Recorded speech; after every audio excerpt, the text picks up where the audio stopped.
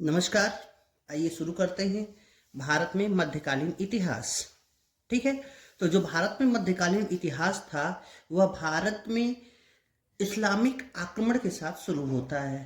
ठीक है, और यह इस्लामिक आक्रमण कहाँ से हो रहे थे? वो मिडिल ईस्ट, अरबों वाले क्षेत्र से हो रहे थे। और इसका जो प्रथम लेखन है वह चचनामा में मिलता है, जो फारसी में लिखी गई थी, जिसके लेखक अली अहमद हुआ करते थे। तो आपको ये याद रखना है कि चचनामा के लेखक कौन थे? तो अली अहमद थे। और इन्होंने जो भारत पे अरबों ने आक्रमण किया, यह भारत पे प्रथम इस्लामिक आक्रमण था। ठीक, अब आपको ये बात जानना है कि ये क्यों भारत पे आक्रमण कर रहे थे। तो पहली चीज थी कि ये इस्लाम का प्रचार प्रसार भारत में करना चाहते थे। ठीक है, इस्लाम का प्रचार प्रसार भारत में करना चाहते थे, इसलिए इन्होंने इस क्षेत्र में अपने को आगे बढ़ाया। और यह क्षेत्र क्या था कि ये गैर इस्लामिक क्षेत्र था। तो एक गजबाए हिंद जैसा कॉन्सेप्ट आया, जो आज भी कहीं कहीं हमें सुनने को मिल जाता है। गजबाए हिंद यानी हिंद पर इस्लामिक विजय प्राप्त करना और भारत को दारुल हर्ब से जो है दारुल उलूम बनाना, यानी यह काफिरों के देश से इसे इस्लामिक देश बनाना। ठीक, तो ये पहला और महत्वपूर्ण ऑब्जेक्ट था। दूसरा महत्वपूर्ण ऑब्जेक्ट देखें तो अरबों वाले क्षेत्र में आप देखेंगे कि आप एक लंबे डेजर्ट की स्थितियां देखेंगे, जो कि ईरान से के लगभग से शुरू होती है, सऊदी अरब और इराक, सीरिया, जॉर्डन, ये सारे जगहों पे जाती है। तो ये क्षेत्र ऐसा है जहां पे बहुत ज्यादा कुछ उत्पादित नहीं हो रहा था, व्यापार नहीं हो रहे थे। तो ये जो है धन प्राप्ति के लिए भारत की तरफ देखते। क्यों? क्योंकि उस समय तक भारत में विदेशी व्यापार बहुत ज्यादा हो रहे थे। और आप देखेंगे कि लोग मंदिरों को, मठों को बहुत ज्यादा दान दे रहे थे, तो इसीलिए ये आक्रमण करते हैं। तो ये भारत के जो मंदिर हैं, मठ हैं, उन पर आक्रमण करते हैं और ज्यादा धन लूटते हैं। ठीक है, जैसे महमूद गजनवी ने क्या किया, हमारे यहाँ पे सोमनाथ मंदिर को लूटा, बहुत सारे मंदिरों को लूटता है। ठीक, आगे चले तो जो तीसरा है वो है साम्राज्य विस्तार। जब वे इधर इस क्षेत्र में आए तो उन्होंने देखा कि ये एक ऐसा क्षेत्र है जहाँ पे कृषि भी बहुत उन्नत हो सकती है, जहाँ पे हम धर्म का प्रचार प्रसार कर सकते हैं और जहाँ पे रह के हम एक अच्छा जीवन व्यतीत कर सकते हैं। तो उन्होंने साथ साथ में अपना साम्राज्य यहाँ पे स्थापित करने के विचार किया। लेकिन पहला कारण इस्लाम का प्रचार, दूसरा कारण धन प्राप्ति। और धन प्राप्ति इस्लाम के प्रचार को आगे पीछे कर सकते हैं, लेकिन साम्राज्य विस्तार सबसे लास्ट में है। क्यों? क्योंकि आप देखेंगे कि जो प्रारंभ के अरबों के आक्रमण होते हैं, वे अरबों के आक्रमण कहीं न कहीं से धन प्राप्ति और इस्लाम के प्रसार के लिए होते हैं।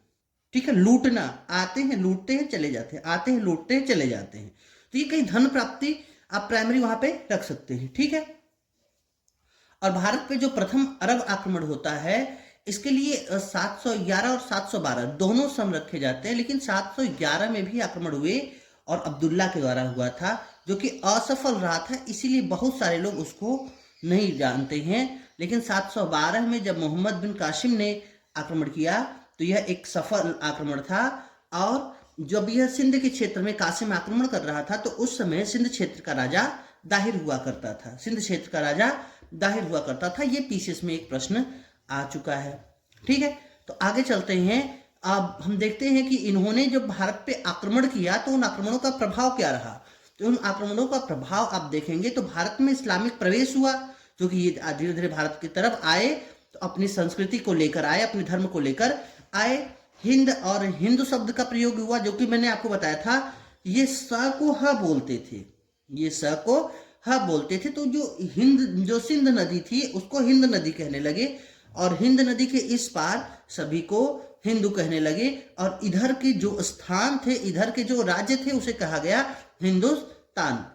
ठीक है, तो हिंदू आज भी कोई धर्म नहीं है, कोई शब्द नहीं है, वो सिंधु से निकला हुआ हिंदू है। जो आज हम जिसे हिंदू कहते हैं वो एक सनातन धर्म है। ठीक है, क्योंकि आप अकेले रहोगे तब तो नाम की जरूरत नहीं होगी। तो इस क्षेत्र में एक ही धर्म था, क्योंकि धर्म तो नहीं था। आप देखेंगे बहुत सारे संप्रदाय थे, बहुत सारे मान्यताओं वाले लोग थे, लेकिन अलग अलग धर्म, जैसे हम बौद्ध धर्म, जैन धर्म जो इसको पढ़ते हैं, तो हमने जैन धर्म, बौद्ध धर्म को ऐसा एकदम सेपरेट करके नहीं पढ़ा। ठीक है, क्योंकि उन्होंने भारत में जो प्रचलित सनातन धर्म थे उनको ही क्या किया, उनको ही मॉडिफाई कर दिया, उनमें जो बुराइयां थी उनको सही कर दिया। ठीक है, तो ये चीज अब भारत में ये आएंगे तो इनके क्षेत्र में खजूर की खेती हो रही होगी तो ये खजूर की खेती करेंगे, ऊंट लेके आएंगे, ऊंट पालना शुरू करेंगे, और जो गैर मुस्लिमों पे कर लगाया जाता है, और ये कर आप देखेंगे कि मुस्लिम शरिया के हिसाब से 4 कर जो है वो 4 कर ऐसे हैं जो कि लगाए जा सकते हैं, जो कि वैध हैं। वैध मतलब वही कि ये हराम है और ये हलाल है। तो जो हराम नहीं है, जो हलाल है, तो 4 प्रकार के कर है, जजिया, जकात, खुम्स, खराज। ठीक है, तो उसमें जजिया जो होता था वो गैर मुसलमानों पर लगाया गया कर होता था, तो वो जजिया कर भारत में पहली बार लगाया। अब जब ये भारत आएंगे तो भारतीय ज्ञान का भी तो इनको पता चलेगा। तो अरब क्षेत्र में देखेंगे पंचतंत्र, ब्रह्मसूत्र, इन सब चीजों का प्रसार होता है, और इसी क्षेत्र से आगे यूरोप तक पहुंचता है ये सारी चीजें। ठीक है, और इनसे जो है धीरे धीरे तुर्क जो भारत में जो सल्तनतकारी शासन थे वो इनसे अपने सैन्य पद्धति सुनते हैं, और सिक्कों का संचालन भी यहीं से प्रारंभ होता है, इन्हीं के आक्रमणों से प्रारंभ होता है। ठीक है, क्या एक एडिशनल जानकारी हमने आपके लिए रख ली थी कि हिजरी संवत क्या होता है, क्योंकि मुसलमानों में हिजरी संवत ही गणना की जाती। तो हिजरी संवत वो होता है, हिजरत कहते हैं एक स्थान से दूसरे स्थान तक चले जाना। ठीक है, तो मोहम्मद साहब का मक्का से मदीना यात्रा कहलाती है हिजरत, और उन्होंने यह यात्रा 24 सितंबर 622 में प्रारंभ की। इसलिए आप तभी से देखेंगे कि हिजरी संवत का प्रारंभ होता है। गांधी जी भी हिजरत की संकल्पना देते हैं कि धैर्यपूर्वक कष्ट सहन करो, अपने दुश्मन का दिल जीतो, लेकिन जब कष्ट सहन नहीं हो रहा है तो वहां से क्या कर दो, हिजरत कर जाओ, यानी वहां से कहीं और चले जाओ। ठीक है, तो ये है हिजरत का कॉन्सेप्ट। तो मेरे हिसाब से आप जो है एक बेस समझ चुके होंगे कि अरबों का आक्रमण भारत पे कैसे हो रहा है, क्यों हो रहा है। ठीक है, इन्होंने जिस हथियार से भारत पे आक्रमण किए वो मजनिक है। ठीक है, कुसंगजीर है, अरादा है, कलाकुन है, चरख है। कलाकुन मतलब गुलेल टाइप की चीजें, और ऊपर के जो मजनिस है, कृषक जीर है, अरादा है, ये वास्तव में कुछ ऐसी फेंकने वाली मशीन थी जैसे पत्थर, धातु के गोले जिससे फेंके जाते थे। ठीक है, तो जो पहला अरब साम्राज्य भारत में स्थापित हुआ वो था गजनी साम्राज्य, यानी यामिनी वंश का शासन। गजनी साम्राज्य या यामिनी वंश का शासन, और इसका जो संस्थापक था वो अल्तगीन था। अल्तगीन की राजधानी कहाँ थी, गजनी थी। ठीक है, अरब क्षेत्र के गजनी में थी। ठीक है, और आप देखेंगे कि ये थे तुर्क मुसलमान। कौन थे, तुर्क मुसलमान थे, और पहला तुर्क मुसलमान जिसने भारत पर आक्रमण किया वो सुबुक्तगीन थे। ठीक है, इनका युद्ध जो है जयपाल से हुआ, और जो है इनका एक उपाधि है आमिर उल उमरा, सुबुक्तगीन का। ठीक है, एक्चुअली ये मेरे लिए मुझे ऐसा था कि मिडल हिस्ट्री से बहुत ज़्यादा क्वेश्चन आते नहीं है, तो इसे बहुत कम शब्दों में चीज़ों को समेट दिया जाए, बस उसी दृष्टि से फैक्ट लेके चलिएगा, बहुत ज़्यादा डीप जाने की जरूरत नहीं है यहाँ पे। ठीक है, तो इस वंश में जो अगला सुल्तान आता है वो 998 से 1030 तक, जो कि शासन करता है, और सर हेनरी इलियट ने कहा कि यह भारत पे 17 बार आक्रमण किया। ठीक है, आक्रमण करने से पहले इसने अपनी राजधानी जो है गजनी में कुछ उपाधियां, वहां का शासक बना और कुछ उपाधियां ली, जैसे यामिन उद्दौला, यामिन उन मिल्लाह और सुल्तान। ठीक है। अब सुल्तान क्या था? सुल्तान खलीफा के अलावा मुस्लिम जगत के किसी क्षेत्र पर शासन करने वाला शासक, ठीक है, वो था सुल्तान। ठीक है। अब देखेंगे कि आगे चल के ये लोग क्या करते थे कि खलीफा से सुल्तान की उपाधि प्राप्त करते थे, यानी खिलवत। खिलवत का मतलब होता था कि जो इस्लामिक नॉर्म्स के अनुसार शासन करता है और जिसे खलीफा सर्टिफाइड कर देता है, वो था कौन? खिलवत। और खिलवत पाने के बाद ही जो शासक थे वो स्वयं को सुल्तान घोषित कर सकते थे। ठीक है। और महमूद गजनवी का देखेंगे तो भारत में जो मेन ऑब्जेक्ट था आक्रमण करने का, वो लूटपाट था, न कि साम्राज्य विस्तार था। ठीक। इसने 1000 ईस्वी या 1001 ईस्वी में, ठीक है, पंजाब क्षेत्र में, भारत के पंजाब, अब पंजाब का क्षेत्र वो नहीं जो आज है, पंजाब का क्षेत्र आप देखेंगे तो पंजाब और जो है भारत का पंजाब, पाकिस्तान का पंजाब और बलूचिस्तान का कुछ क्षेत्र, वो सब पंजाब में आता था। ठीक है। वहां के राजा थे जयपाल, जिससे इनका संघर्ष होता है और जयपाल ऑब्वियस है कि हार जाते हैं। उसके अलावा अगला जो इंपॉर्टेंट युद्ध है वो 1008 ईस्वी में है, जो आनंदपाल, जो कि उस समय तक राजा बन चुके थे सिंध क्षेत्र के। ठीक है। आनंदपाल जो सिंध क्षेत्र के राजा थे और उनसे इसका सामना हुआ। आनंदपाल हार गए और इसने खूब सारी उस क्षेत्र की मूर्तियों को तोड़ा, इसलिए इसका नाम मूर्ति भंजक पड़ गया। ठीक है। इसका 12वां आक्रमण 1018 में होता है, जो मथुरा और कन्नौज में, जो मैंने बताया था प्रतिहार राजा, ठीक है, प्रतिहार राजाओं के खिलाफ होता है और ये राजाओं को हराता है। और उसको पता है कि भारत के सबसे ज्यादा अमीर कौन है? मंदिर हैं, धार्मिक संस्थान है, तो इन्हीं को लूटो पाटो। ठीक है। इसके अलावा आप देखेंगे तो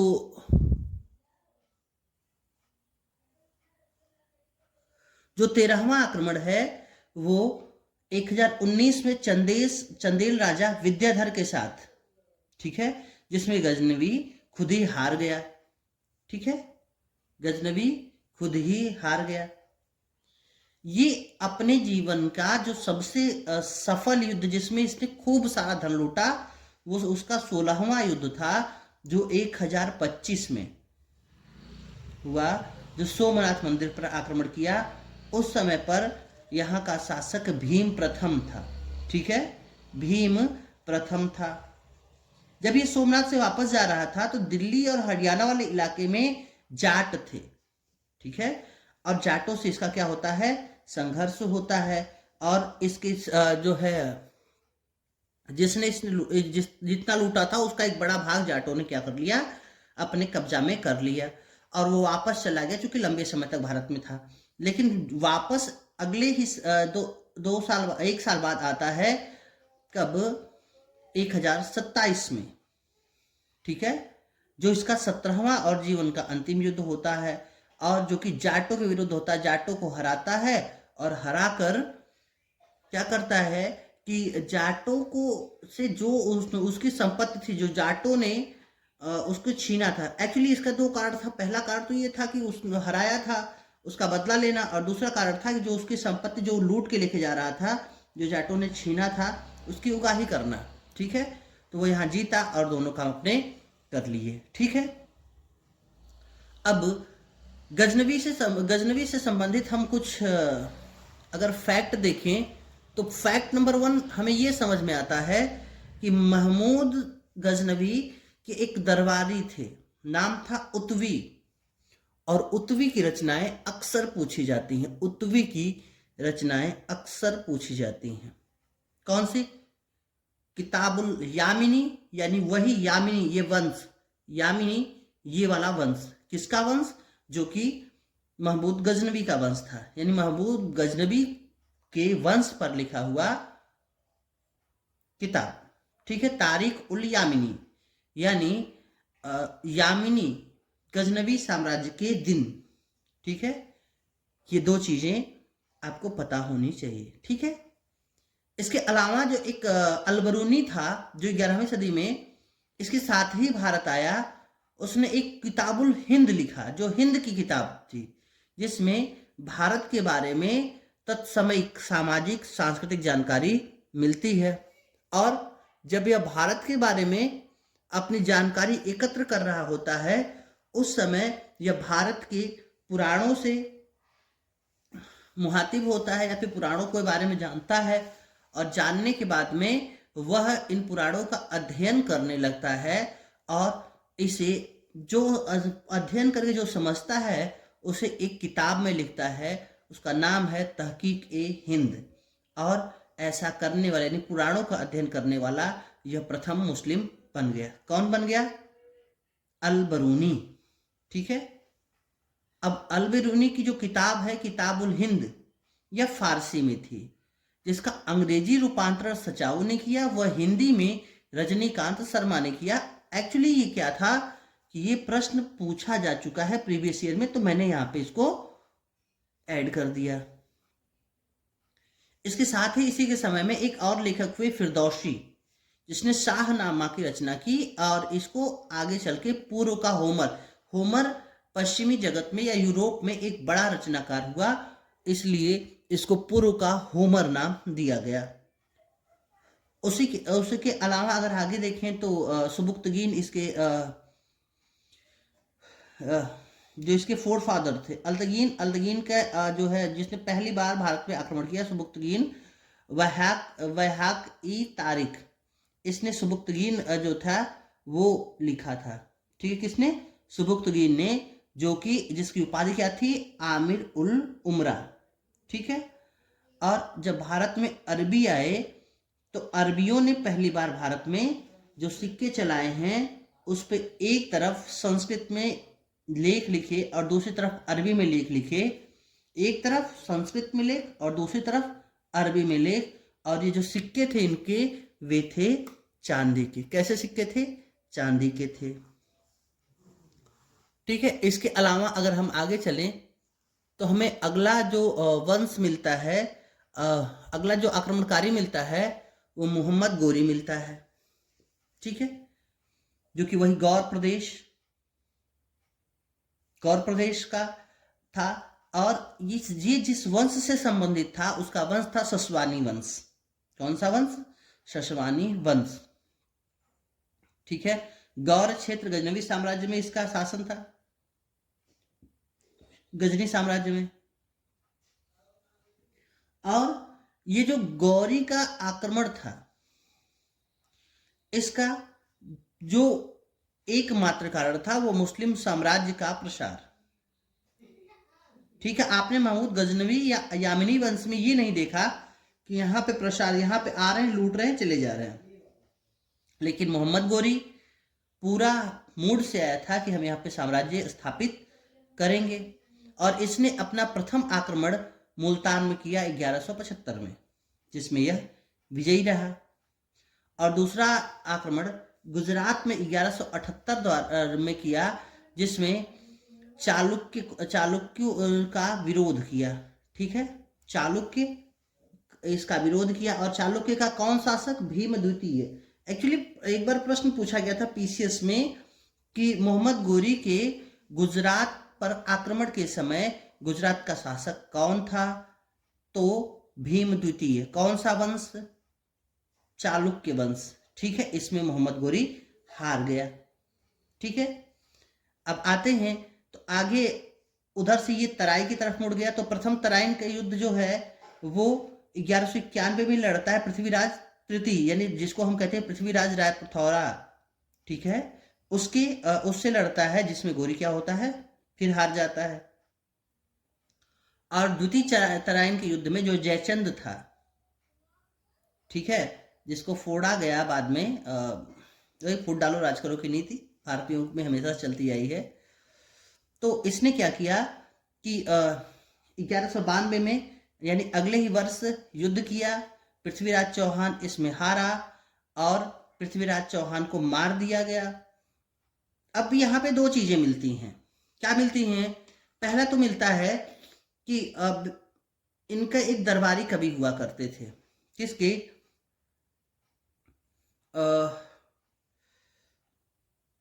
पृथ्वीराज चौहान के, ठीक है, चंद्रवरदाई। उन्होंने एक पुस्तक लिखी, पृथ्वीराज रासो। एक्चुअल पूछा गया है पृथ्वीराज रासो, मिलाने के लिए आया था, तो पृथ्वीराज रासो एक पुस्तक है जिसके लेखक कौन है? चंद्रवरदाई हैं। चंद्रवरदाई कहता है कि पृथ्वीराज चौहान को पकड़ लिया जाता है और उनकी दोनों आंखें फोड़ दी जाती हैं, फिर सुल्तान के दरबार में लिवाया जाता है। और चंद्रवरदाई कहते हैं सुल्तान से कि सुल्तान, आप एक मेरे शासक का आप एक बड़ाई नहीं जानते हैं। वो कहता है क्या? वो कहता है ये शब्दवेदी बाण चला सकते हैं। तो कहता है अच्छा। तो पृथ्वीराज के हाथ में तीर और धनुष दी जाती है, और तब चंद्रवरदाई एक लाइन कहते हैं कि 4 बास 24 गज अंगुल अस्त प्रमाण, ता ऊपर सुल्तान है मत चूक्यो चौहान। इसका मतलब ये है कि जो पृथ्वीराज थे, पृथ्वीराज को जो है उनका जो सुल्तान था उसका एग्जैक्ट लोकेशन बता रहे थे। इतना कहने के बाद जो है मोहम्मद गोरी हंसता है और पृथ्वीराज चौहान तीर मारते हैं और वो वहीं पे गिर जाता है। तो ये चंद्रवरदाई के पृथ्वीराज रासो में है, जिसमें कहीं भी वास्तविकता नहीं दिखती है। क्यों? क्योंकि इस युद्ध के बाद वह भारत में अपना इस्लामिक सत्ता स्थापित करता है और अगले दूसरे साल तक, यानी चंदावर का युद्ध 1194 में यह लड़ता है, जो जयचंद के खिलाफ, वो वही जयचंद जो कि पृथ्वीराज के खिलाफ जो है गोरी का वो सहायता कर रहे थे। ठीक है, उसी जयचंद के खिलाफ कन्नौज, जो कन्नौज के शासक थे, चंदावर के युद्ध में गोरी विजयी होता है और जयचंद को मार दिया जाता है। ठीक है, और जब वो कन्नौज विजय करता है और इस उपलक्ष्य में उसने एक सिक्का चलाया जिसमें एक तरफ लक्ष्मी देवी की प्रतिमा अंकित थी और दूसरी ओर अरबी भाषा में कलमा खुदा था। यानी एक तरफ तो ये शासक भारतीय धर्मों को भी अपना इज्जत दिखा रहे हैं और दूसरा भारत के लिए भारतीय धर्मों को अपना इज्जत दिखा रहे हैं। और दूसरी बात ये है कि वो धीरे धीरे मुस्लिम के धर्म को भी आगे बढ़ा रहे हैं। ठीक है, गोरी 1205 में अंतिम बार भारत आया, 1206 में यह जो है जा रहा था वापस, तो 15 मार्च को एक खक्कर समुदाय जो कि हरियाणा के आगे पंजाब वगैरह के क्षेत्र में पड़ता है, खक्कर समुदाय द्वारा इसकी हत्या कर दी जाती है। ठीक है, खक्कर समुदाय द्वारा इसकी हत्या कर दी जाती है। ठीक है, लेकिन इसने दो काम किए जो भारत में आगे चल के आप देखेंगे फिर से होता है। भारत में सर्वप्रथम इक्ता बांटा। इक्ता आप देखेंगे कि अकबर ने भी बांटा था। इक्ता का मतलब क्या होता है कि जो साम्राज्य के लोग होते हैं, अधिकारी होते हैं, उन्हें जमीन का एक टुकड़ा दे दिया जाता है, वह वहां पे खेती करवाते हैं, लगान वसूलते हैं और जो उसका एक सर्टेन भाग शासन में जमा करते हैं और उससे होने वाले इनकम से एक छोटी सी सेना बनाते हैं, जरूरत पड़ने पर शासक के पास सेवा देते हैं। और इससे क्या होता है कि शासक बड़ी सेना नहीं रखता, छोटे छोटे इक्तेदार सेना रखते हैं और सब मिला के शासक के पास बड़ी सेना हो जाती है, जरूरत पड़ने पर शासक जिसका उपयोग कर सकता है। ठीक है, और दूसरी बात यह है कि शासक को सीधे सैलरी देने की जरूरत नहीं होती है। ठीक है, तो आपने ये जो सुना उसी में इसका एक सेनापति था बख्तियार खिलजी, जो 1200 से 1206 तक बिहार क्षेत्र पर आक्रमण करता है, बंगाल पर आक्रमण करता है और बिहार में ये विक्रमशिला और नालंदा दो विश्वविद्यालय तोड़ता है। विक्रमशिला और नालंदा दो विश्वविद्यालय यह तोड़ता है। ठीक है, किसने तोड़ा? बख्तियार खिलजी। किसका सेनापति था? मोहम्मद गोरी का। ठीक है, अब जब यह जा रहा था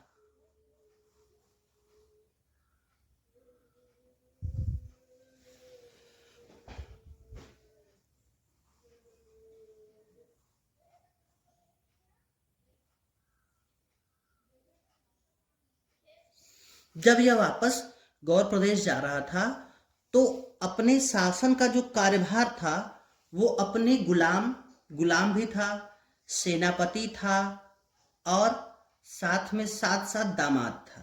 गुलाम भी था, सेनापति भी था और दामाद भी था।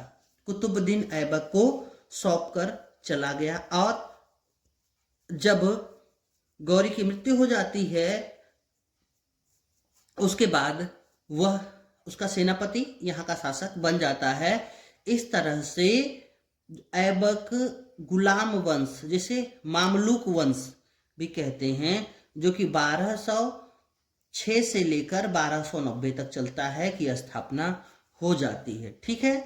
और जब जाता है जो क्षेत्र में, जब वह वापस जा रहा होता है तो यहाँ पे एक बड़े साम्राज्य की स्थापना करके जा रहा होता है, जो कि लगभग पूरा पंजाब होता है, गुजरात के क्षेत्र तक होता है। और आपने ये भी देखा कि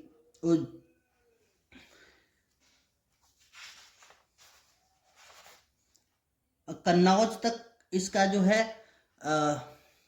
एक साम्राज्य विस्तार हो गया होता है।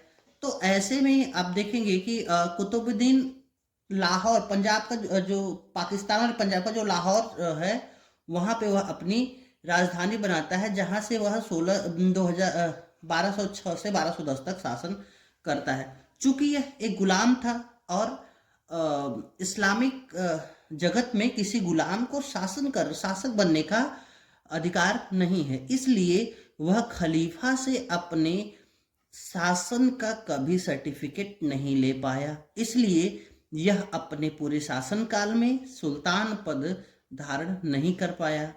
ठीक है। इसको लाख बख्श नाम से भी जाता है। लाख बख्श का मतलब ये होता है लाखों का दान देने वाला।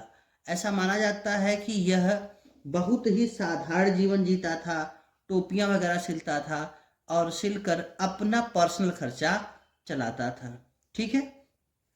इसने अपने शासन काल में जो छोटा शासन काल था 4 साल का, 2 निर्माण कराए।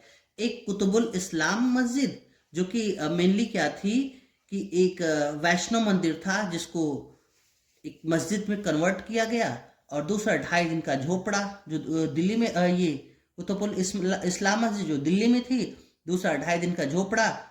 ये भी मूलतः क्या था, एक वैष्णव मंदिर था और जिसे कन्वर्ट कराया गया किसमें, मस्जिद में। ठीक है। कहाँ स्थित है, अजमेर में है। ठीक है। इसने अपने जीवन काल में एक कुतुब मीनार नामक एक मीनार की स्थापना की, नींव रखी। ठीक है। और इस जो कुतुब मीनार था इसे अपने नाम पर नहीं, एक बहुत बड़े इस्लामिक जगत के संत हुए और कुतुबुद्दीन ऐबक इनका जो है फॉलोअर था, नाम था कुतुबुद्दीन बख्तियार काकी। इन्हीं की स्मृति में वह क्या करता है कि इस कुतुब मीनार की नींव रखता है। ठीक है। आप देखेंगे कि एक पोलो जैसा होता है जो चौगान उस समय खेला जाता, पोलो जैसा था, मैंने घोड़े पे बैठ के हॉकी खेलना मुझे कम समझ में आता है। यूएस पोलो का आप देखेंगे ब्रांड तो वही पोलो आपको दिख जाएगा। आज भी बहुत सारे लोग पोलो खेलते हैं, मुझे कम समझ में आता है कि घोड़े बैठ के खेलना, इससे बढ़िया उतर के खेलो, अपना पैर यूज करो। ठीक है। तो चौगान खेल रहा था और उसी समय पे वह घोड़े से गिरता है और उसकी मृत्यु हो जाती है। उसके बाद आराम शाह उसका उत्तराधिकारी बनता है, जो कि बहुत लंबे समय तक नहीं, कुछ ही महीनों तक शासन कर पाता है। ठीक है। और उसके बाद में इसका दामाद, ऐबक का दामाद होता है, नाम होता है इल्तुतमिश। ठीक है। और ये ऐबक का गुलाम होता है। ठीक है।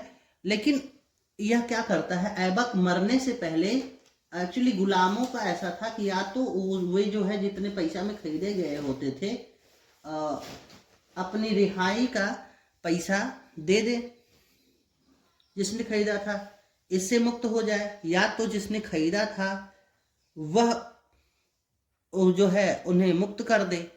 तो ये इल्तुतमिश जो था, जब कुतुबुद्दीन ऐबक मर रहा था तो इसे जो है मुक्त कर दिया कि अब से आप मेरे गुलाम नहीं रहोगे।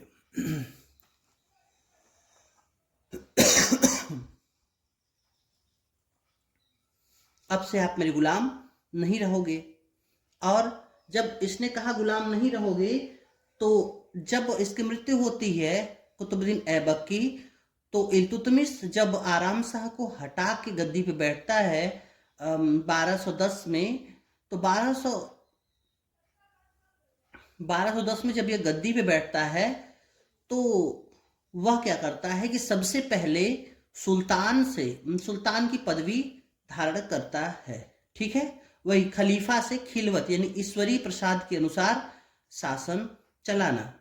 ठीक है, उसका ये खलीफा से खिलवत प्राप्त करता है। और यह जब सुल्तान की पदवी धारण कर लेता है, इस कारण आप कहीं कहीं पे इसे गुलाम वंश का वास्तविक संस्थापक कहते हैं। क्यों? क्योंकि कुतुबुद्दीन ऐबक जो 4 वर्ष तक शासन करता है, वह कभी भी सुल्तान पद धारण नहीं करता है। ठीक है, चलो आगे चलते हैं।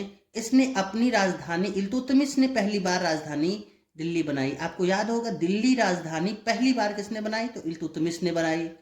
ठीक है, और इसने क्या किया, वही इक्ता प्रथा को और आगे बढ़ाया अपने समय में। इक्ता प्रथा जो हमने आपको बताया था, इक्तेदारी इक्ता प्रथा को। ठीक है, और इसने कुछ जो महत्वपूर्ण काम किए वो ये था कि कुतुब मीनार के निर्माण को पूरा कराया। ठीक है, इसके अलावा आप देखेंगे कि तुर्कान ने चहलगामी यानी 40 गुलामों का एक दल बनाया।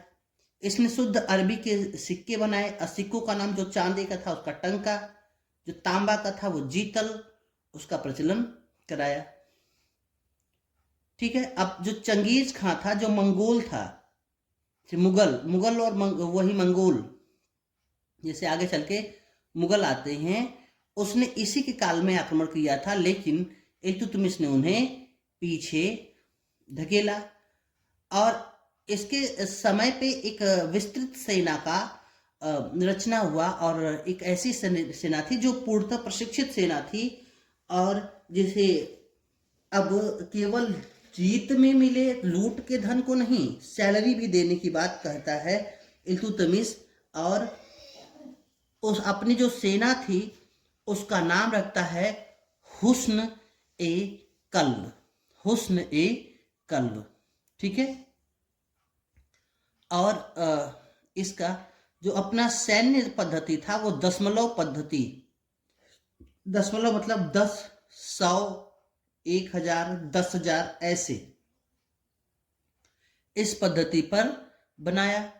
ठीक है, और इसका जो उत्तराधिकारी हुआ वो रुकनुद्दीन फिरोज, जो कि अल्पकालिक उत्तराधिकारी हुआ, लगभग 3 या 4 महीने। ठीक है, उसके बाद इसकी पुत्री रजिया सुल्तान 1236 से 1240 तक शासन करती है। अब ये प्रथम महिला मुस्लिम थी जो कि शासन कर रही थी। आप देखेंगे कि एक योग्य शासक थी, लेकिन बात ये थी कि जो है इस्लाम में महिलाओं को शासक बनने का कोई अधिकार नहीं था। तो ऐसा कहा गया रजिया सुल्तान के बारे में कि रजिया सुल्तान सब तरीके से योग्य सुल्तान होती, लेकिन वह महिला थी। यही उसका डिस्क्वालिफिकेशन का इशू था। ठीक है,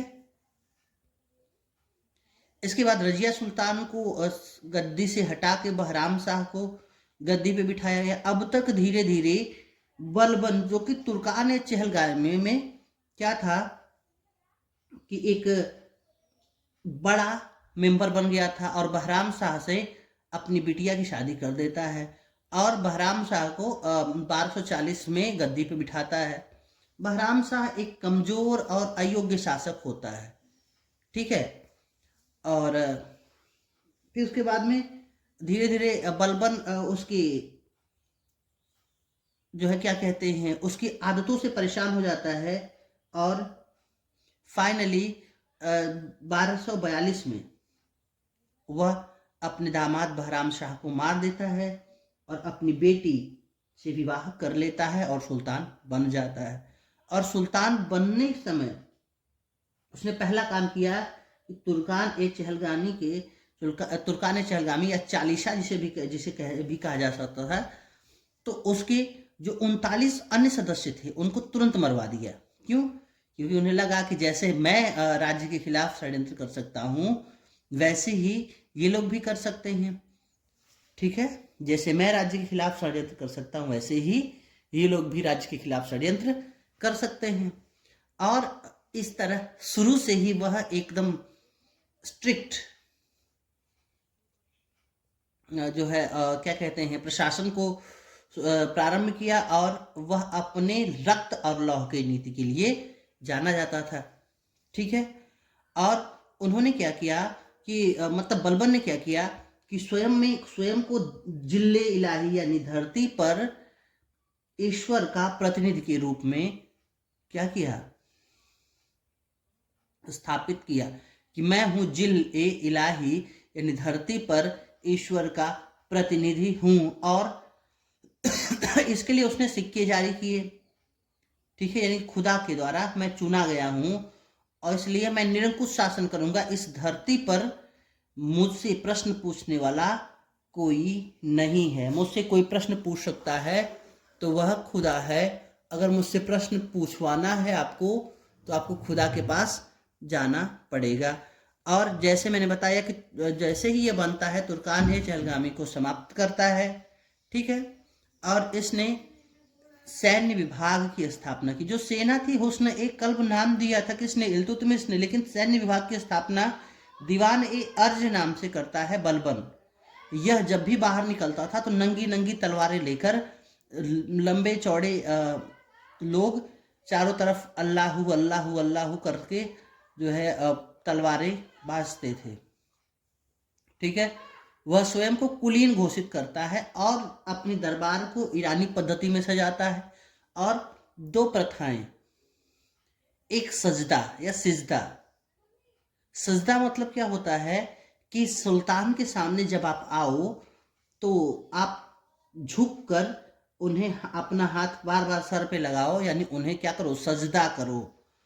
और पाथोज यानी अब सुल्तान के पास आके सुल्तान के पैरों को चूमना, यह प्रथा प्रारंभ करवाई। ठीक है, दो चीजें। पहला चीज क्या है कि उसने अपने दरबार को ईरानी पद्धति से सजाया और सजदा और पाथोज नामक प्रथा इसने प्रारंभ कराई। सजदा और पाथोज मैंने आपको बता दिया। ठीक है, इसके अलावा देखा जाए तो एक पारसी त्योहार है नौरोज, उसको प्रारंभ किया और भारत में ख्वाजा पद का सृजन किया, ख्वाजा। ठीक है, और इसके समय में मंगोल। ठीक है, अब आपको दो चीजें याद होंगी। पहली चीज मैंने क्या बताई, पहली चीज मैंने बताई कि भारत पर चंगेज खां का आक्रमण हो रहा था, वो मंगोल थे। फिर इसके समय में भी मंगोल आक्रमण हो रहा था, बलबन के समय में भी, उससे इसने भी सुरक्षा प्रदान की। ठीक है, और जो अमीर खुसरो थे और अमीर हसन, वे दोनों बलबन के दरबार में भी रहते थे। ठीक है, खुसरो अपने समय में सल्तनत के 5 शासकों का उसने वक्त देखा। ठीक है, वही जो हमने जिस अमीर खुसरो को आर्ट्स एंड कल्चर में पढ़ा। ठीक है, चलिए आगे चलते हैं। तो बलबन के साथ बलबन का एक बेटा ओटा सब राज छोड़ के भाग गए थे। इसकी निरंकुशता से एक पोता था जो कि इसके साथ रहता था, और जैसे ही उसे पता चला कि बलबन मर गया तो वो इतनी खुशी में इतना दारू पी लिया कि वो भी मर गया। और इसके सेना में एक जलालुद्दीन फिरोज खिलजी, ठीक है, थे, जो सेनापति थे। उसने खिलजी वंश की स्थापना 1290 में कर दी ठीक है, कब कर दी? 1290 में, जो लगभग 30 साल तक चला। ठीक है, और जिस समय जलालुद्दीन फिरोज खिलजी ने इस शासन की स्थापना की, खिलजी वंश की स्थापना की, उस समय उसकी उम्र थी 70 वर्ष। ठीक है, और ये जो जलालुद्दीन खिलजी था, फिरोज खिलजी था, उसका एक भतीजा था अलाउद्दीन खिलजी। ठीक है, वह एक योग्य सेनापति था। और आप देखेंगे कि ये जो है आता है इलाहाबाद के क्षेत्र में। रामचंद्र देव जो कि यादव वंश के थे, उनसे जो युद्ध करता है और इस युद्ध में अपार धन सृजित करता है। ठीक है, इसकी इतिहास कुछ इतिहासकार ऐसा कहते हैं कि जब ये युद्ध से वापस लौट रहा था तो गंगा के इस पार अलाउद्दीन था और उस पार जलालुद्दीन फिरोज खिलजी था। तो जलालुद्दीन फिरोज खिलजी कहता है कि आप आओ, तो अलाउद्दीन कहता है चाचा जान आप आओ और मुझे यहाँ से लिवा चलो।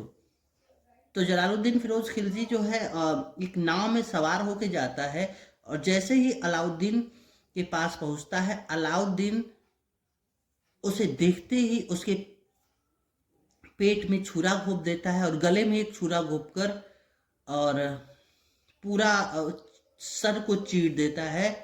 और इसके साथ जब वह सर को पूरा चीरता है तो उसका मुकुट ऊपर की तरफ उड़ता है जिसमें खून सना होता है, और उसी खून सने मुकुट को उठाकर अपने सर पे रख लेता है और वह शासक बन जाता है। ठीक है, कोई दिक्कत नहीं? चलो आगे चलते हैं। अलाउद्दीन खिलजी, हालांकि अलाउद्दीन खिलजी जैसे भी शासन प्राप्त किया, लेकिन इसने बहुत बेहतर प्रशासन स्थापित किया अपने शासनकाल में। तो आइए अलाउद्दीन खिलजी के बारे में बात करें तो वह सेम वही बात है कि धर्म को राज्य से अलग किया। ठीक है, और एक निरंकुश शासन किया, खुद को अल्लाह का प्रतिनिधि बताया, लेकिन खलीफा से कभी अपने पद की स्वीकृति नहीं की। और इसने क्या किया कि कहा अच्छा मेरे खिलाफ अगर कोई विद्रोह करेगा तो उसने कहा ये 4 चीजें नहीं होंगी तो मेरे खिलाफ कोई विद्रोह नहीं कर पाएगा। तो वो 4 चीजें करता है। पहला क्या करता है? दान, उपहार, पेंशन, वेतन में दी गई भूमि वापस लेता है।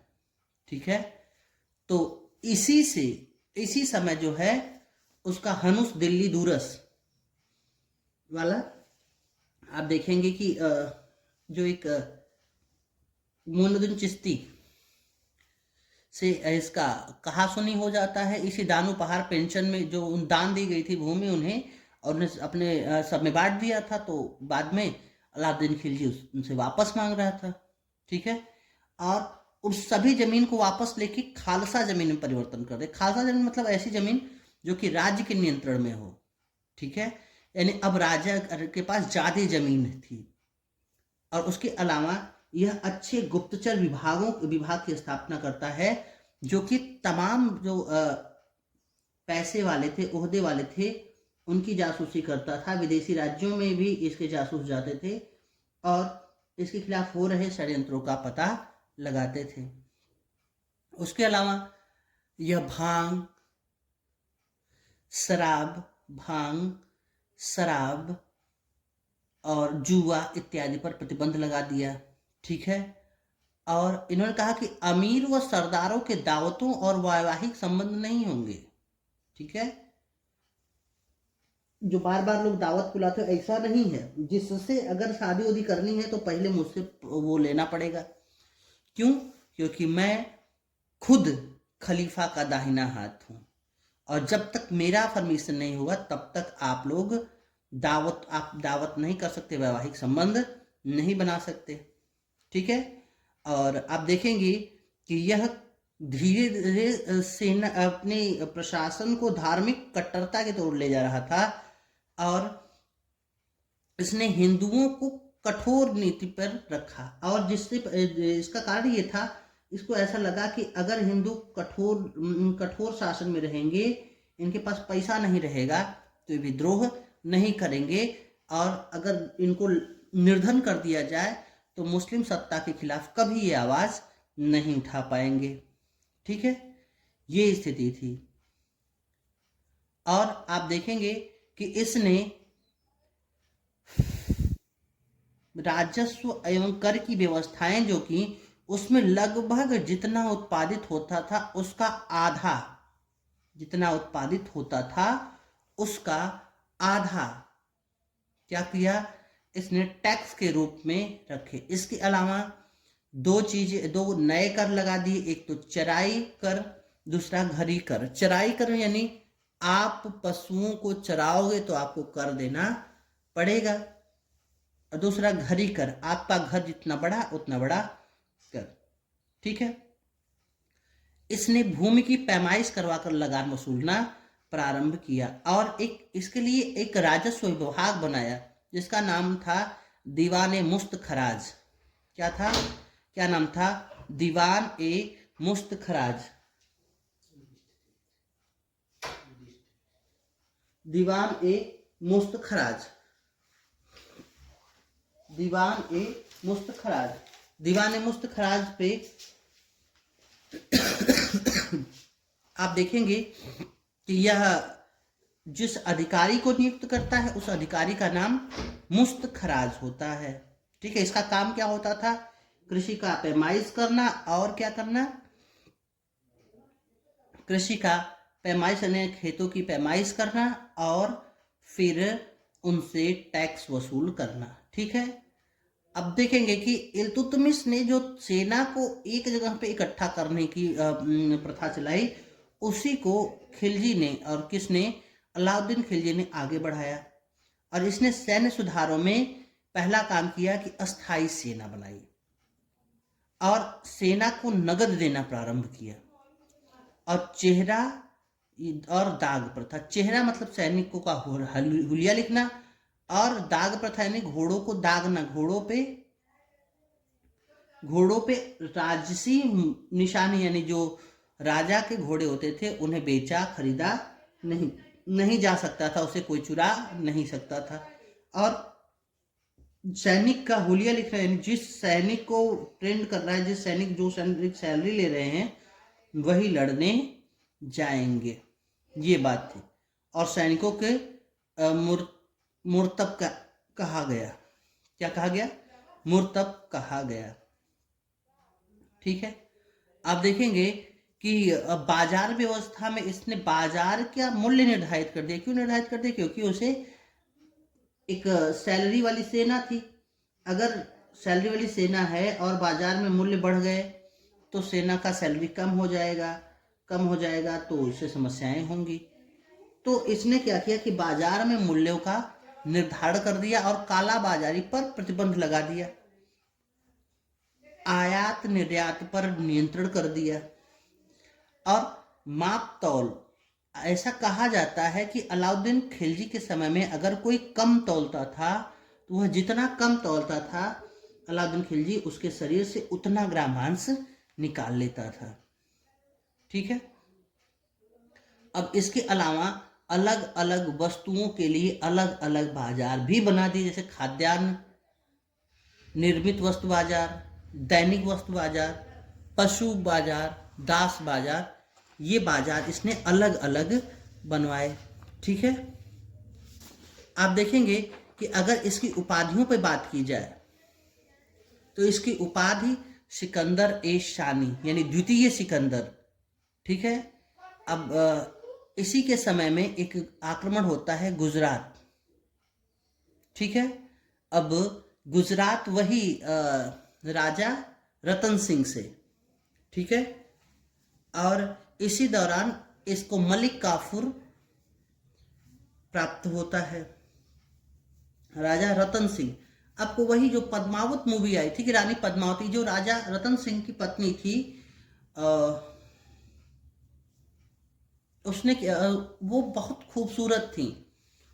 उनकी खूबसूरती के बारे में इसने बहुत सुना था और उन्हें देखने के लिए या फिर उन्हें पाने के लिए यह राजा रतन सिंह के आक्रमण कर देता है तो बाद में दोनों से क्या होता है कि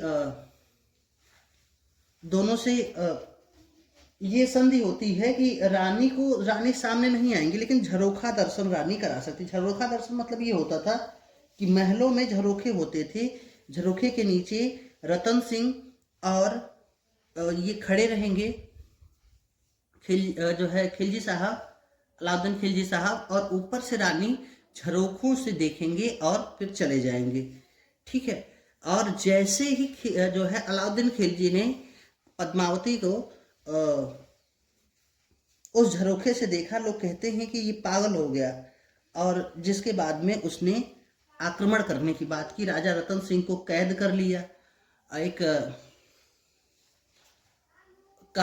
कविता है कि गोरा और बादल की कहानी, वीरता की कहानी। ठीक है, गोरा और बादल की कहानी। और इस पे ही एक नॉवेल है, नाम है उसका पद्मावत, जो कि 1540 में लिखी गई, और इस नॉवेल को लिखने वाला था मलिक मोहम्मद जायसी। ठीक है, पद्मावत। ठीक है। इसके अलावा आप देख रहे हैं, ये तो रहा उत्तर भारत में जो एक प्रमुख था। दक्षिण भारत में अगर देखा जाए तो इसने प्रथम बार दक्षिण भारत पे आक्रमण किया। ये पहला शासक था, पहला इस्लामिक शासक था जो कि दक्षिण भारत पर हमला करता है। ठीक है। अब जो मंगोल थे वो इसके शासन में भी लगातार आक्रमण कर रहे थे, 6 बार आक्रमण उन्होंने किया। ठीक है। और इसने 2 चीजें की। इसने सिंचाई पद्धति, नौरिया पद्धति बनाई, जिसमें जो है आप देखेंगे कि छोटी छोटी नालियां बनाना और नहर बनाने की बात थी। और एक विभाग बनाया अमीर ए तुजुज, जिसका काम था त्योहारों का आयोजन कराना। ठीक है। इसके बाद वही इसके शासन 2-3 चीजें आती हैं। एक तो वही मुबारक शाह खिलजी आता है, जिसे रंगीला बादशाह कहते हैं, जो कपड़े निकाल कर दौड़ता है। और फिर इसके बाद में इसका शासन समाप्त हो जाता है। लेकिन इसमें कुछ चीजें हैं जो अन्य मामलों में जो कुछ अधिकारी थे या फिर कुछ टर्मिनोलॉजीज है वो पूछी जाती हैं। ठीक है। तो एक टर्मिनोलॉजी है खवाजिल, तो फवाजिल मतलब अतिरिक्त कर, यानी कर से ज्यादा कर, एक प्रकार का कर था। ठीक है। एक डिपार्टमेंट था दीवान ए इस्तिहाक,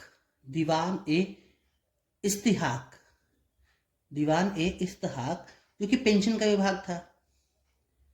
सद्र धार्मिक मामलों का वो जानकार था। उसके अलावा आप देखेंगे आरिज ए मुमालिक, जो कि एक तरह से गृह मंत्री था। और अमीर ए आखुर, जो कि अश्वशाला प्रमुख हुआ करता था। ठीक है। ये प्रमुख डिपार्टमेंट हुआ करते थे इस समय के। इससे ज्यादा कुछ नहीं पूछा भी नहीं गया है। जैसे शद्र पूछा गया है एक बार पीसीएस में। ठीक है। तो चलिए आगे चलते हैं। अगला जो हमारा वंश आता है रंगीला बादशाह के समय पे, आप देखेंगे कि इसको इस समय पे गयासुद्दीन तुगलक ने इसको हटा के तुगलक वंश की स्थापना की, जो कि 1320 से 1398 या 1414 तक चलता है। ठीक है।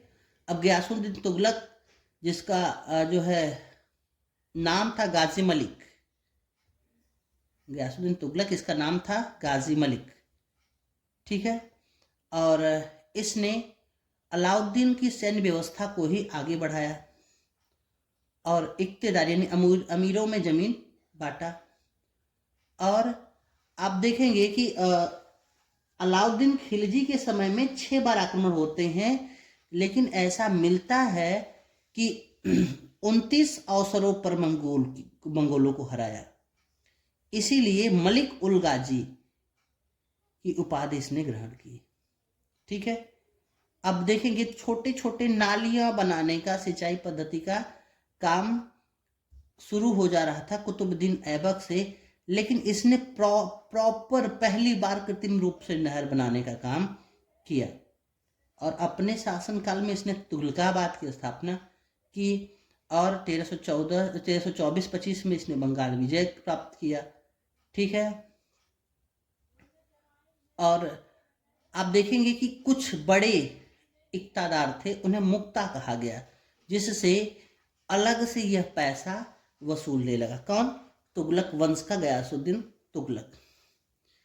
और इसके बाद में आप देखेंगे कि MBT आता है, मोहम्मद बिन तुगलक। खैर ये वंश आप स्पेशल आपके कुछ लोगों के कहने पे मैं मिडिवल हिस्ट्री पढ़ा रहा हूँ। खैर ज़्यादा प्रश्न आते नहीं, थोड़ा सा मैं तेज चल रहा हूँ, तो उम्मीद है कि आप भी उसको समझेंगे और वैसे ही तेजी से चलने का प्रयास करेंगे। ठीक है। तो MBT मोहम्मद बिन तुगलक जो 1325 से 1351 तक शासन करता है। इसका वास्तविक नाम जूना खां था। इसी के नाम से अपने जौनपुर का नाम पड़ता है। ठीक है। ऐसा कहा जाता है कि दिल्ली का सबसे बुद्धिमान, पढ़ा लिखा व मूर्ख शासक था। इसने अपने शासन में 5 अभियान किए और 5 अभियान असफल रहे। और असफल रहे इसका ये मतलब नहीं है था कि बिना जो है वो ऐसे थे जिससे कोई फायदा ना होता। नहीं, फायदा तो जरूर होता, लेकिन बात वही है कि फायदा कैसा होना चाहिए, वो बात थी। ठीक है। अब देखेंगे कि जो भी इसने कानून बनाए बिना किसी पूर्व तैयारी के उन्हें लागू कर दिया। इससे बहुत सारी समस्याएं हुई। ठीक है।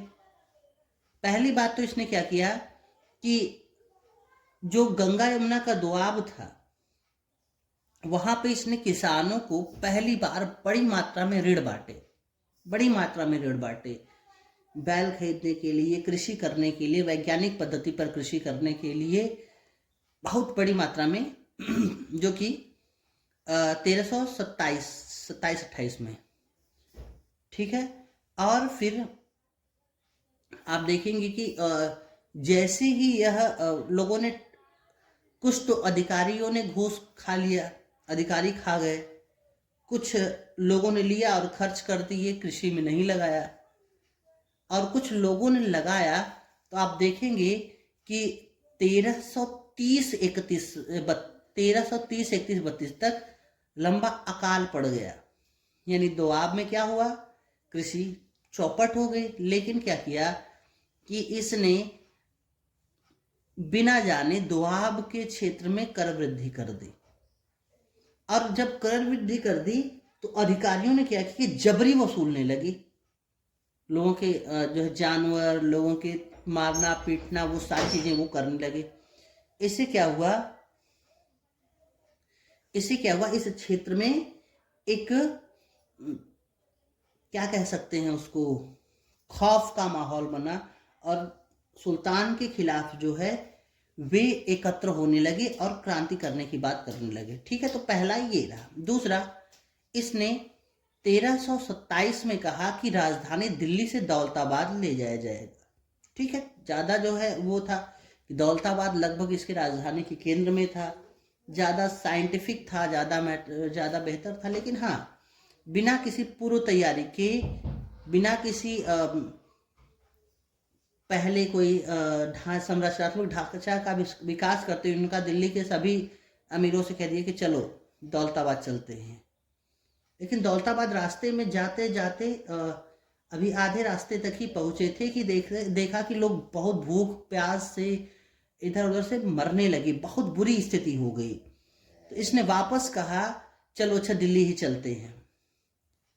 तो इस तरह आप देखेंगे कि ये भी एक बड़ा नुकसान रहा दिल्ली राजधानी परिवर्तन का। फैसला गलत नहीं था, लेकिन जैसे कुछ लोग कह सकते हैं कि जो भारत में डिमोनेटाइजेशन हुआ, ये भी फैसला गलत नहीं था, लेकिन इसको लागू करने का तरीका गलत था। ठीक है। इसके अलावा देखा जाए तो इसने देखा कि चीन के क्षेत्र में सांकेतिक मुद्रा का प्रयोग किया गया और यह बहुत ज़्यादा सफल रहा है। इससे अर्थव्यवस्था को पांव लग गए और तेजी से भागने लगी। ठीक है, तो इसने वही देख के भारत में भी सांकेतिक मुद्रा क्या होता है कि जो उस पर प्रिंटेड प्राइस होता है वह वास्तव में उसका प्राइस नहीं होता है। जैसे आप देखेंगे कि 100 का नोट, 2000 का नोट था, 500 का नोट है, तो उसका जो फेस वैल्यू है यानी उस नोट का वैल्यू नहीं है, उस नोट पर किए गए प्रॉमिस का वैल्यू है। ठीक है, ये है सांकेतिक मुद्रा। तो इसने तांबा, पीतल के सिक्के चलाए। ठीक है, लेकिन देखा गया कि जितने लोहारों की दुकान थी वे सब टकसालों में परिवर्तित हो गए, लोग घर ही सिक्का बनाने लगे। इससे जो है आप देखेंगे बड़ी मात्रा में पैसे इकोनॉमी में आ गए। अब जैसे ही बड़ी मात्रा में पैसे आ गए, इन्फ्लेशन बढ़ गया। उसके अलावा देखा जाए तो खुरासान अभियान, खुरासान क्या है आप देखेंगे, ये भी अफगानिस्तान के क्षेत्र में, खुरासान की पहाड़ियाँ हैं ना, उस क्षेत्र में इसने क्या किया कि अटैक करने के लिए एक सेना बनाई, बहुत बड़ी सेना बनाई कि चलिए हम जो है खुरासान पे अटैक करेंगे। और बड़ी सेना, क्योंकि वहां पे क्या था कि राजनीतिक अस्थिरता थी और इस समय पे खुरासान को जीतना आसान था। वहां पे उत्तराधिकार के लिए युद्ध चल रहे थे, तो इसने सेना बना ली और उसे एडवांस में सैलरी भी दे दी। लेकिन जब ये युद्ध के लिए तैयार होता, तब तक हुआ ऐसा कि वहां पे सत्ता वापस से स्थापित की जा चुकी थी, उत्तराधिकार का युद्ध समाप्त हो चुका था, जिससे खुरासान में भी क्या थी, एक व्यवस्था बन गई थी। अब इसे अपना खुरासान अभियान जो है क्या करना पड़ा, स्थगित करना पड़ा। उसके अलावा कराचिल अभियान जो है आप देखेंगे, हिमाचल प्रदेश में एक कराचिल क्षेत्र है, तो हिमाचल प्रदेश में इसने अपनी सेना भेजी, लगभग 10,000 की सेना भेजी। और उस सेना ने क्या किया कि एक जनजातीय विद्रोह हो रहा था और वो लगातार चाइना की तरफ पीछे जा रहे थे और उसकी सेना लगातार आगे जा रही थी। तो अब ये लोग थे लगभग मध्य भारत के, इन्हें समझ में नहीं आ रहा था कि वो पीछे क्यों जा रहे थे। वो इंतजार कर रहे थे उस क्षेत्र में बर्फ पड़ने का, और जैसे ही नवंबर का समय आया, अक्टूबर सितंबर अक्टूबर नवंबर का समय आया, वैसे ही वहां पे बर्फबारी हो गई। यानी सेना जो कि मध्य भारत की थी वो बर्फबारी में फंस गई। और वहां के लोग तो इस चीज को जानते थे, उन्होंने अपनी व्यवस्था कर रखी थी। ये सेना फंस गई और ऐसा कहा जाता है 10,000 में से 100 सैनिक लौट कर आए और सारे सैनिक मारे गए। इससे आप देखेंगे कि इसके क्षेत्र में एक बड़ा डमाडोल व्यवस्थाएं बन गई। ठीक है, तो ये 5 असफल अभियान। ठीक है,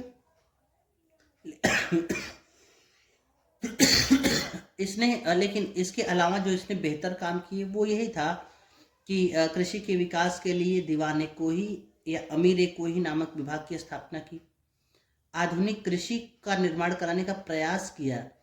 और इसका असफल होने का कारण केवल एक था, अधिकारियों का बुरा बर्ताव या फिर अधिकारियों का भ्रष्टाचार में लिप्त होना। ठीक है, उसके अलावा इसने इसी के लिए एक पद बनाया, वली उल खराद। ठीक है, इसी के समय में एक मोरक्को का यात्री है, नाम है उसका इब्न बतूता। क्या नाम है? इब्न बतूता, जो कि लगभग 1333 में भारत में आया। ठीक है, जो कि जब ये आया तो मोहम्मद बिन तुगलक ने इसे दिल्ली का काजी नियुक्त किया। ठीक है, और उसने इसके शासन में क्या क्या हो रहा था किताब ए रिहला में लिखा। ठीक है, और इसमें यह भी लिखा कि एमबीटी ने उसे 1342 में राजदूत के रूप में चीन भी भेजा। ठीक है, दक्षिण में इसी के समय आप देख रहे हैं धीरे धीरे धीरे धीरे क्या कह रहे हैं कि साम्राज्य डगमगा रहा है। इसी के समय में आप देखेंगे दक्षिण में विजयनगर में 92 में राज्यों का उदय हो रहा है। और जब यह 1351 में सिंध क्षेत्र में एक विद्रोह को दबा रहा था, उसी दौरान इसकी मृत्यु हो जाती है।